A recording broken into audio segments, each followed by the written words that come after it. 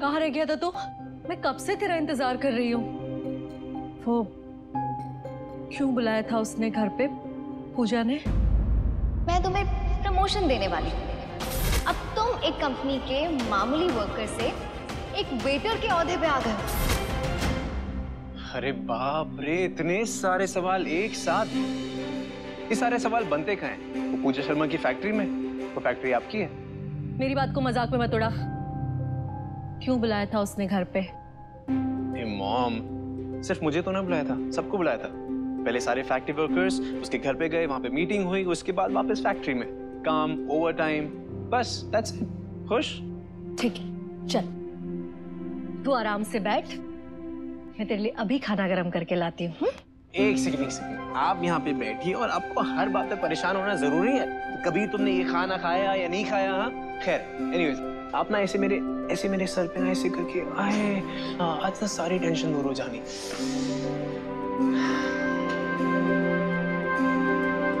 Mom, आपको याद है आप बचपन में मुझे और भाई को बताया करती थी कि बेटा पैसों की ना कद्र करना सीखो, उसे थोड़ा बचाना सीखो। और उस वक्त हमारे पास इतने पैसे थे कि ये सब बातें ना हमें बोरिंग लगती थी। ऐसा लगता था जैसे मॉम ना हमेशा बेकार की लेक्चर दे रही है। अब जाके मुझे रियलाइज हो रहा है कि आप जो कहते थे ना बिल्कुल ठीक कहते थे। क्या हुआ है कबीर? मॉम, अगर मैं कुछ बोल रहा हूँ तो इसका मतलब ये तो नहीं कि कुछ हुआ है। ऐसे ही बोल रहा हूँ, फैमिली की हालत देख के मुझे लगा कि ऐसी मॉम जनरली। अच्छा कबीर, तो मेरी सब बात मानता है ना? मेरी बस एक बात और मान ले, अपनी जिद छोड़ दे, लड़ मत इस पूजा शर्मा से। हमारी किस्मत में जो भी है ना वो भगवान हमें देगा। हम सब किसी दूसरे शहर में चलते हैं और नए सिरे से अपनी जिंदगी शुरू करते हैं। हाँ नहीं मॉम, जैसा आप सोच रही है ना वैसा कुछ नहीं होने वाला। ये जो लड़ाई है ना मॉम, एक टाइप का युद्ध है मेरे लिए। यहाँ से कभी भागूंगा नहीं मैं। मॉम, आपको उसी घर में लेके जाऊंगा जिस घर से आपको निकाला गया है। पर अब चाहे जो हो जाए, पूजा को हारना होगा बस। मैडम जी, ये लीजिए। वैसे मैडम जी, आप ना सच में बहुत ही कमाल हो। क्या तनतनाट वाला एकदम रेपटा खींच के मारा है आपने कबीर के गौर। दिमाग बनना गया होगा उसका। अब पता चलेगा उसे अभी पैसे का जुगाड़ कहां से करेगा वो। और सच बताऊं ना मैडम जी, ये आगे से ना आप ये कबीर वबीर के चक्कर में मत पड़ो, उसका टेंशन छोड़ दो। वो मैं और रंजीत, मतलब मेरा बेटा, वो उसको हैंडल कर देंगे। नहीं, आप ही की परमिशन से।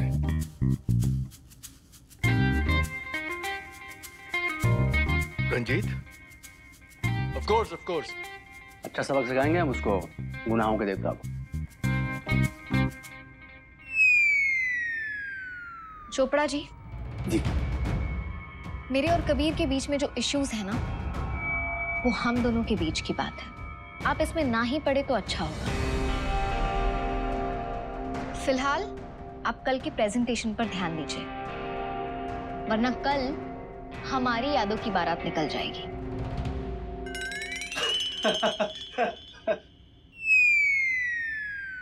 ये क्या है? वर्कर्स की सैलरी कम कर रहे हैं हम? Yes madam. वो क्या है कि इससे हमारा बहुत सारा फायदा होगा, हमें बहुत सारे पैसे बचेंगे और हमारे सारे वर्कर हमारे काबू में रहेंगे। Good, very good. Thank you madam. पता है मैं क्या सोच रही थी? एक काम करते हैं, हम वर्कर्स को सैलरी ही नहीं देंगे। कितने पैसे बच जाएंगे कंपनी के, है ना? अरे मैडम जी, आप भी कमाल की बात कर रही हैं। फिर वो हमारे लिए काम क्यों करेंगे? इतनी समझ है आप में? ये बात बड़ी जल्दी समझ गए आप। वर्कर्स है वो लोग, मेहनत करते हैं, इतनी कमाई डिजर्व करते हैं, और वो पैसे बचाकर हमारी कंपनी को कोई फायदा नहीं होगा, समझे आप? इनफैक्ट मेरे हिसाब से तो उनकी सैलरी बढ़ा देनी चाहिए। 1000 रुपए सैलरी बढ़ा दो। जी? आप मच्छर देखा होगा ना आपने? जानते हैं वो कैसे जीते हैं?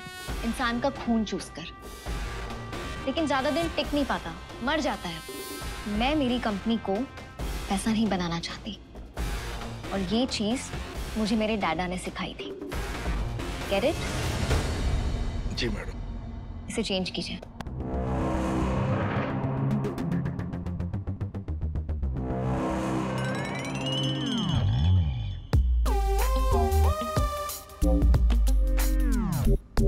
पापा जी, इसे कुछ नहीं आता जाता, यूजलेस पापी गुड़िया। वही सुन, पैर तो नीचे करके बैठ। इसी बात का तो फायदा उठाना है जी हमको कि उसको कुछ नहीं आता। कल कुछ ऐसा करिश्मा हो जाए कि वो पूजा प्रेजेंटेशन दे ही ना पाए, और प्रेजेंटेशन दे तू, फिर देख वो कैसे आंख बंद करके हम पे भरोसा करती है। और फिर तू देख मैं उसके भरोसे को कैसे कमीने तरीके से तोड़ता हूं। बंद कर यार, ये सब बंद कर। अगर तूने ये बंद नहीं किया ना तो सच बता रहा हूं, रात को नींद में तेरे मैंने बाल कुतर देने हैं, फिर करते रहना शोई शोई शोई। तेरे बात पे ध्यान दे बच्चे, तेरी प्लानिंग पे ध्यान दे। वैसे भी मैंने बहुत पैसा लगाया तेरे MBA पर। हमारी 7 पुश्तों में कोई इंदौर से बाहर नहीं गया पढ़ने के लिए, साला कोई पढ़ा ही नहीं। और मैंने तेरे को भेजा है मुंबई, टॉप क्लास के कॉलेज में, फॉरेन सामान।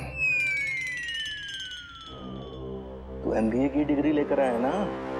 अरे पापा जी, ओ हाफ प्लेट बारीक से हूँ, कल प्रेजेंटेशन दे पाएगा ना अच्छे तरीके से? पापा कल दिखा दूंगा आपको, आई एम द शहंशाह।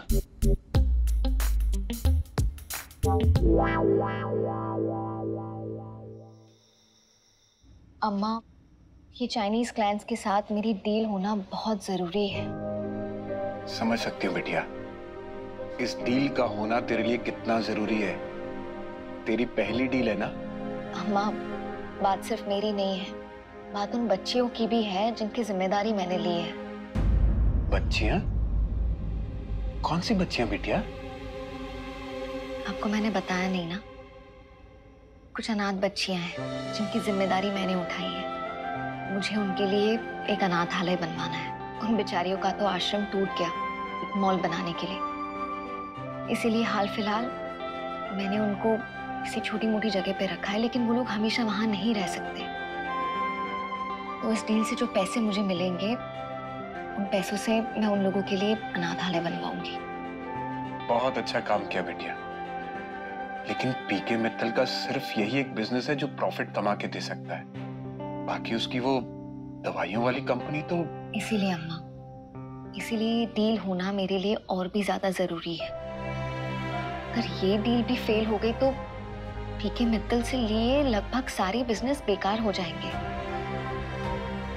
जब भी सोचती हूँ, छोटी छोटी बच्चियों के मासूम से चेहरे मेरे सामने आ जाते हैं, और फिर हर किसी की जिंदगी में अम्मा तो नहीं होती। तू कर लेगी बिटिया, तू सब कुछ कर लेगी। तू उन बच्चियों की अम्मा है।